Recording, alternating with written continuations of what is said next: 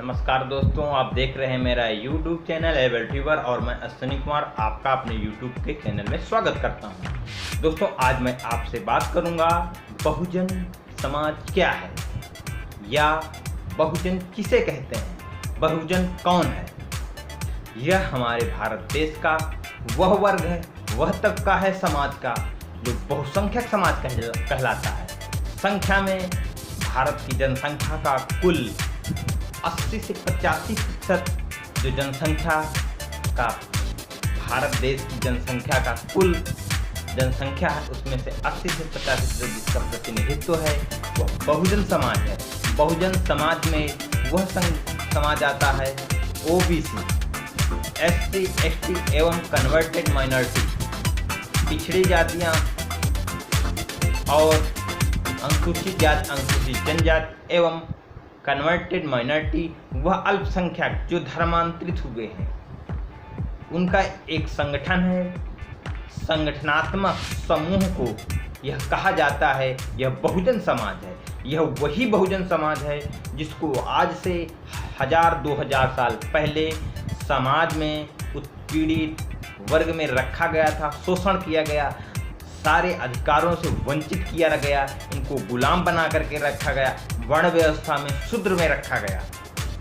लेकिन जो बहुसंख्यक समाज है उसमें भी अधिक संख्या में पिछड़ा समाज है। पिछड़ी जातियों को जो समूह है, जो समाज है, वह बहुसंख्यक समाज है। लेकिन जो सवर्ण जातियां हैं उनके लिए जो पिछड़ा समाज है, यह एक बहुत ही मायने रखता है इस बात में कि राजनीतिक सत्ता पहुंचाने के लिए पिछड़ा समाज है जो सवर्ण समाज का पिछड़ग्गू बनता है, क्योंकि अस्पृश्यता का शिकार है अनुसूचित जाति और अनुसूचित जनजाति। लेकिन जो ये जाति व्यवस्था भारत की ऐसी सामाजिक व्यवस्था है जो एक कुरीतियों से भरी हुई है।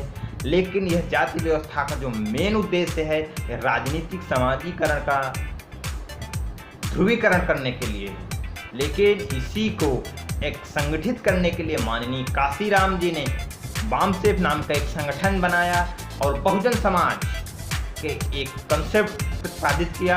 और इस कंसेप्ट के तहत भारत के 6000 लगभग जो जातियां हैं उनको संगठित करके बहुजन समाज को एक तले ला करके कोशिश की।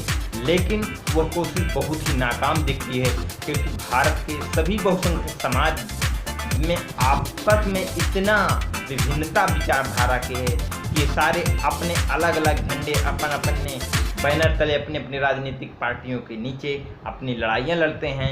यह वही बहुसंख्यक समाज है जो कार्यपालिका, विधायिका, न्यायपालिका में इनका प्रतिनिधित्व बहुत कम है। संख्या में ज़्यादा हैं, प्रतिनिधित्व कम है, क्योंकि इनको 1000 सालों से वंचित शोषित वर्ग के लोग हैं, इनको शिक्षा के अधिकार से वंचित रखा गया था, जो आज अब भी शोषित वर्ग में आते हैं। कुछ चंद मुट्ठी भर लोग सफल हो चुके हैं, तो उन लोगों की भी विचारधारा ऐसी हो गई है कि वह अपनी जाति के अंदर ही मनुवाद टाइप के हो गए हैं।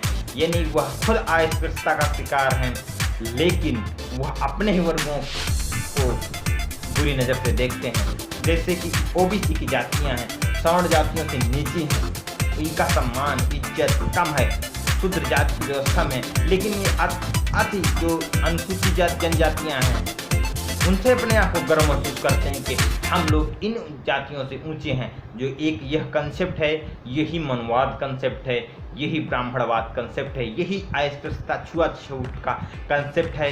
यही कंसेप्ट से सामाजिक अस्पृश्यता जिंदा है, जातिवाद जिंदा है, इसकी राजनीतिकरण की जाती है और यही लोग बहुजन समाज के लोग कहलाते हैं।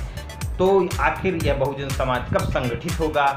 और बहुजन समाज के जो मेन प्रेरणा स्रोत महामानव तथागत गौतम बुद्ध हैं, जिन्होंने अपने आज से हजारों साल पहले से समता, स्वतंत्रता, बंधुता की विचारधारा को प्रतिपादित किया कि इस विचारधारा से सभी मनुष्य समान है, समान अवसर प्राप्त होने चाहिए। लेकिन जो तथागत गौतम बुद्ध की विचारधारा के अगेंस्ट जो काम करता है एक हिंदू धर्म, जिसमें हमारे भारत देश के बहुसंख्यक लोग उसमें विश्वास करते हैं, पाखंडवादी एक धर्म है जिसको मूर्ति पूजाओं पर भी बहुत ज़्यादा विश्वास है, समाज की जो इतनी बड़ी जाति व्यवस्था का विघटन होने का यही धर्म कारण है।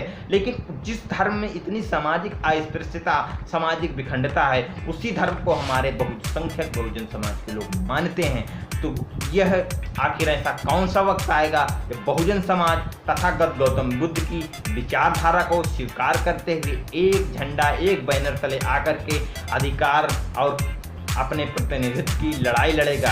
क्योंकि जिस प्रकार से यह अब भी शोषित वंचित वर्ग समाज में बहुत ही पिछड़ापन है, क्योंकि इसका पिछड़ापन होने का कारण है शैक्षिक स्तर का विकास न होना, जिससे इसका आर्थिक स्तर भी खराब है, सामाजिक स्तर भी खराब है। तो यह एक प्रतिनिधित्व के लिए बात करता है। यह वही वर्ग है जो आरक्षण की बात करता है। यह वही वर्ग है जिसको हजारों सालों से गुलाम बनाया गया है। इसीलिए डॉक्टर साहब भीमराव अंबेडकर ने आरक्षण का प्रावधान इन्हीं बहुजन समाज के लोगों के लिए किया। इन्हीं बहुजन समाज लोगों में से शोषित, अतिशोषित जो समाज है, दलित समाज है, दलितों को संवैधानिक रूप से शेड्यूल कास्ट, शेड्यूल सब ट्राइब कास्ट कहा जाता है। और गांधी जी ने इनको हरिजन शब्द कहा था, जो कि इनका अपमान कहा जाता है और इस शब्द को बोलना प्रतिबंधित कर दिया गया है। यहाँ तक कि इस समाज को दलित भी बोलना गलत है, असंवैधानिक है। इसको शेड्यूल कास्ट, शेड्यूल सब ट्राइब कास्ट, पिछड़ी जातियाँ कहना संवैधानिक है। लेकिन कुछ लोग अपने आप को हिंदू मानते हैं, वही हिंदू धर्म मानते हैं, जहाँ पर इनको समानता का अधिकार प्राप्त नहीं होता है, इनको गुलाम बनाया जाता है। आखिर यह बहुजन समाज कब संगठित होगा, कब एकत्रित होकर के अपने हक और अधिकारों को जानेगा? तो मैंने आज आपको अपने वीडियो में यह बताया कि बहुजन कौन है, बहुजन समाज क्या है, बहुजन समाज में कौन कौन आता है, क्या इनकी विचारधारा है, क्या इतिहास है। तो मेरे द्वारा दी हुई जानकारी आपको कैसे लगी? मेरे चैनल को सब्सक्राइब करें, बेल आइकन दबाएं, नोटिफिकेशन प्राप्त करें, और कैसी लगी विचारधारा, दिया हुआ मेरी जानकारी कमेंट बॉक्स में लिखें। और आशा करता हूँ कि आपको अच्छा लगा, तो निश्चित ही वीडियो को भी शेयर करेंगे। और मेरे चैनल को सब्सक्राइब नहीं किया, सब्सक्राइब करें। धन्यवाद। जय भारत, जय संविधान, जय विज्ञान।